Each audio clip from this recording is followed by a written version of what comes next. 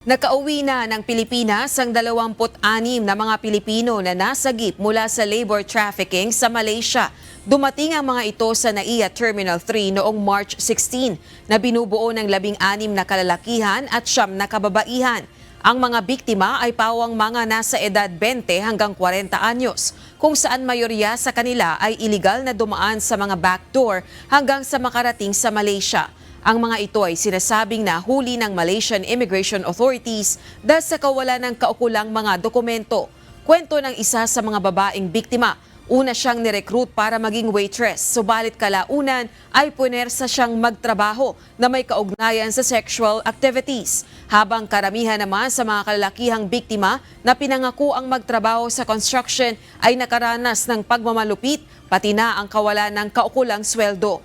Muli namang tinuligsa ng Bureau of Immigration ang mga nasa sindikato sa likod ng illegal trafficking at nangakong hihigpitan pa nila ang ginagawang screening at pagbabantay sa mga Pilipinong lumalabas ng bansa.